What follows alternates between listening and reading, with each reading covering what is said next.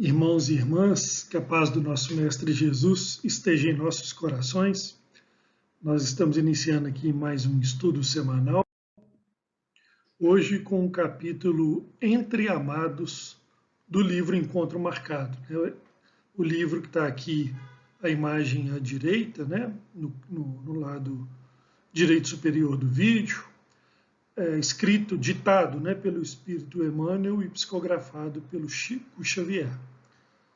O capítulo Entre Amados, o tema é o trato com os nossos entes queridos. E nós vamos fazer uma leitura aqui, né, apesar, né, de Emmanuel nos trazer uma visão mais abrangente desses entes queridos, nós vamos fazer uma leitura aqui especial também, abordando a tarefa educativa dos pais, né?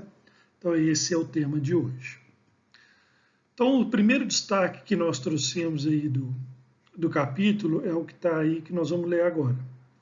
Referimos-nos, diz Emmanuel, logo na abertura do capítulo, né? Referimos-nos aos entes amados como sendo tesouros do coração. Erigem-se na existência por bênçãos de Deus que nos enriquecem de tranquilidade e reconforto, né? Então, aí, logo nesse parágrafo de abertura, Emmanuel já deixa claro que esses entes queridos para nós, os nossos entes amados, eles são para nós realmente essas bênçãos de Deus em nossas vidas, né? E a nos trazer alegria, carinho, o doce magnetismo das suas presenças, né? E Emmanuel, ele mais à frente, ele deixa claro, como eu falei de uma forma abrangente, que né, se tratam dos pais, ou filhos, ou irmãos e irmãs, né? Ou amigos, enfim, são aquelas pessoas pelas quais nós nutrimos, né, um sentimento especial, como falamos, né, com aquele doce magnetismo, né, que nos traz, né, esse bem-estar quando estamos na sua presença, né?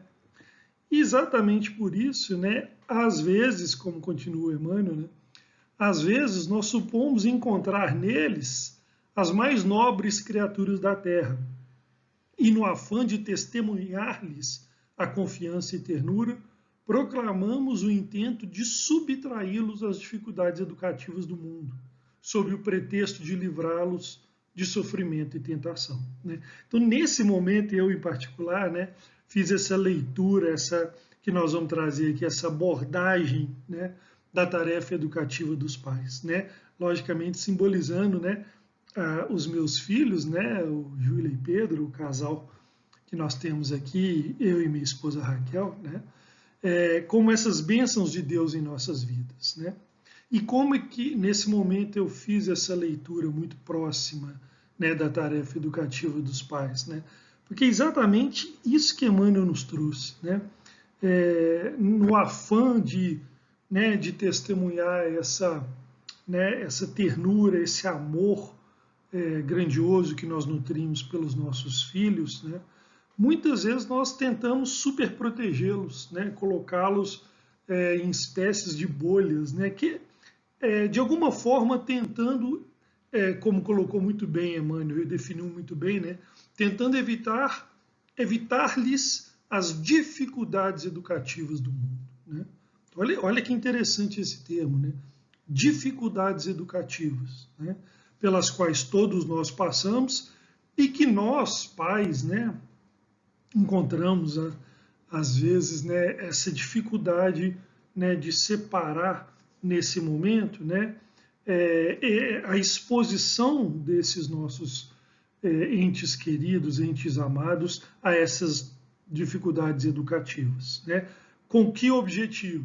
De, né, supostamente livrá-los do sofrimento, né, das dores, das tentações. Então, nesse momento eu fiz essa leitura, né, como pai que sou, né, e por experimentar exatamente né, esse conceito, né, que Emmanuel expressa tão bem aí nesse segundo parágrafo que nós destacamos, né? Então, essa Essa é a abordagem, esse é o tema que nós vamos ter um olhar especial, embora, né, o capítulo traga realmente, né, essa definição do ente amado, do ente querido, não só como os filhos, mas como, enfim, como todos aqueles que nos circundam e que trazem, né, que representam essas bênçãos de Deus em nossas vidas. Né? Mas é por isso que nós quisemos trazer aqui essa abordagem da tarefa educativa, por ser um grande desafio, né, para nós pais, mas não somente para aqueles que têm os filhos, mas que têm também, sob a sua responsabilidade, crianças ou sobrinhos, enfim, né, que estão envolvidos de alguma forma com esses conceitos da educação e dos desafios que a educação proporciona, que Emmanuel nos traz também nesse capítulo. Né? Aí ele continua. Habitualmente, contudo, um problema aparece na lavoura afetiva que nos consagramos. Tranca-se-nos, olha o termo, tranca-se-nos o afeto, em nome das pessoas, em torno das pessoas que a vida nos confiou a dedicação, e eis que elas, a pouco e pouco, se transformam em prisioneiros de nossas exigências, sem que venhamos a perceber. Olha que importante, né? Eu destaquei ali o termo que Emmanuel usa, né? Tranca-se nos afetos, né? Já dando aí, né, o peso e a imagem, né, o símbolo, né, do confinamento, da prisão, né, da ausência de liberdade, da ausência de independência. Então, muitas vezes esse afeto, esse cuidado excessivo, que como nós colocamos no parágrafo anterior, muitas vezes somos movidos com o intuito de preservá-los do sofrimento e da dor no enfrentamento das dificuldades educativas, o resultado, muitas vezes, né, é que a gente vai, pouco a pouco, criando, né, essa atmosfera de cerceamento de um espírito que é livre, que tem as suas próprias demandas, os seus próprios objetivos, que tem, enfim, o seu programa, né, reencarnatório a cumprir. Né? Então, muitas vezes, sem perceber, nós somos envolvidos, né, e podemos incorrer nesse grave erro, né, de cercear a liberdade daqueles que não nos pertencem, né, não nos pertencem, eles estão sob a nossa guarda temporária, né, sob o mesmo teto, com um propósito divino, propósito maior, e com a responsabilidade de nós pais no encaminhamento deles a Deus, mas que têm as suas metas, as suas tarefas a cumprir, enfim, o seu programa reencarnatório a ser executado e, portanto, são livres e independentes para isso. Né? Olha, é exatamente isso que Emmanuel traz na sequência, ó, que nós destacamos. Cada um de nós traz consigo realizações inacabadas, objetivos por atingir, tarefas ou débitos diferentes que, na maioria das ocasiões, não nos permitem a comunhão imediata uns com os outros. Então, o que Emmanuel nos traz aí nesse parágrafo? Né? Cada espírito, filho de Deus que vem a esse mundo, né, ele tem as suas metas, os seus objetivos, né, as suas realizações inacabadas, né, débitos a quitar e que dizem respeito a ele. Né? Então, é fundamental, como mais uma vez frisamos, né, que tenham, né, a liberdade e a independência, pois assim foram criados por Deus, né? Inclusive na tomada de decisão, né, com relação ao seu destino, enfim, a tudo aquilo que lhe diz respeito no cumprimento desse programa reencarnatório. Né? Então é um ponto, só destacando, né, para nós pais, um ponto de atenção nesse momento, né, em que nós devemos estar atentos para que esse cuidado excessivo, né, vamos colocar assim, né, ele não derive para esse cerceamento da liberdade do espírito, né, e que ele passe a viver numa bolha, né, exemplificando aí, né, quando nós privamos esses espíritos da convivência do enfrentamento da dificuldade, né? Ou mesmo dos desafios, né? Das questões que vêm com o desenvolvimento do espírito, né? Então esse é um ponto para nós pais de grande atenção, né? E sobre o qual responderemos, pois somos responsáveis por isso, né? Aí Emmanuel finaliza, né, o capítulo com esse parágrafo. Olha que interessante. Peçamos a Deus nos ajude a reconhecer-lhes a liberdade, como a gente havia frisado anteriormente, né? Espíritos livres, né? Filhos de Deus que estão aqui para cumprir, né, os seus objetivos, né, nessa reencarnação, a fim de que escolham os caminhos e experiências que lhes pareçam mais justos à jornada de progresso e elevação, sem que haja cativeiro na vida, nem para eles, nem para nós. Então, olha que importante esse fechamento que Emmanuel traz, né? Os caminhos e as experiências são escolhas deles, né? Justas decisões, né? Para a jornada de progresso e elevação deles, né? E agindo assim, ou seja, aprendendo a reconhecer e a respeitar a liberdade do espírito, né? Nós vamos evitar isso que Emmanuel coloca, né? Com um termo forte, mas verdadeiro, né? Que não haja cativeiro, né? Vamos colocar assim, cativeiro sentimental, né?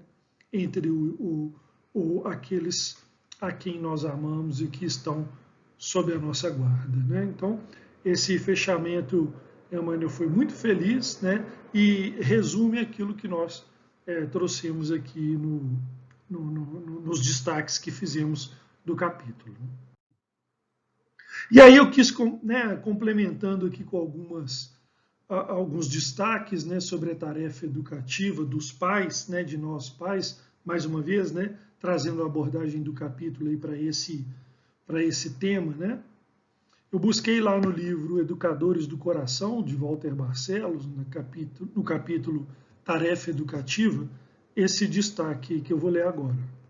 Os filhos são companheiros de lutas pretéritas, trazendo cada um deles seus problemas, suas provocações, suas imperfeições e suas dificuldades, esperando o amparo e orientação dos seus protetores do lar, muito especialmente no período infantil.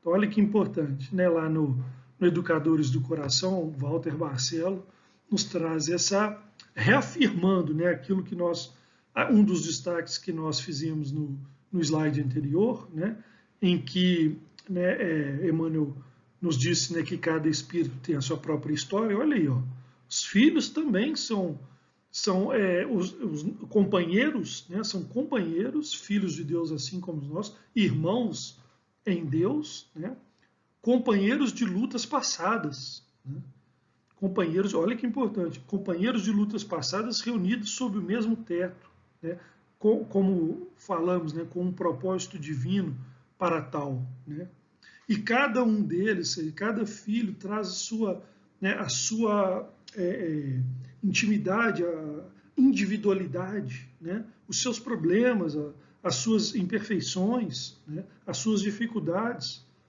né? E esperam de nós o quê? O amparo e a proteção. Eis o papel destacado, né, que nós, pais, devemos ter. E aí ele ainda completa, né, o Walter Barcelos completa, né, muito especialmente no período infantil, ou seja, né, na primeira infância do espírito, destacadamente quando o espírito está mais maleável, né, às instruções dos pais. Então, acima de tudo, neste período, mas não somente, né, neste período, o exemplo, né, a atitude, né, dos pais e principalmente o encaminhamento dos pais, né, do encaminhamento pelos pais dos filhos para Deus, eis o que se espera de nós. E para fechar, nós reforçamos esse conceito, né, com a questão 908 do Livro dos Espíritos, em que Kardec, né, o codificador, pergunta à espiritualidade instrutora, né, O espírito dos pais não exerce influência sobre o filho após o nascimento? E os espíritos instrutores respondem: exerce muito, pois, como já dissemos, os espíritos devem concorrer para o progresso recíproco. E aí, aqui a gente abre uma janela, né, usando aí o tema dos pais e filhos, mas para todas aquelas outros entes queridos, entes amados que Emmanuel cita no capítulo, né? Concorrendo nós como pais, irmãos, filhos, amigos, né, enteados, enfim, concorrendo para o progresso recíproco, ou seja, trabalhando uns pelos outros para que possamos progredir juntos, né? Pois bem, o espírito dos pais tem a missão de desenvolver o dos filhos pela educação. Isso é para eles uma tarefa, se nela falhar, será culpado. Então, reforçando aí o papel e a responsabilidade de nós pais no encaminhamento dos nossos filhos, na tarefa educativa e, acima de tudo, respeitando sua liberdade e sua independência para as suas escolhas e as suas ações. Obrigado e até o próximo estudo.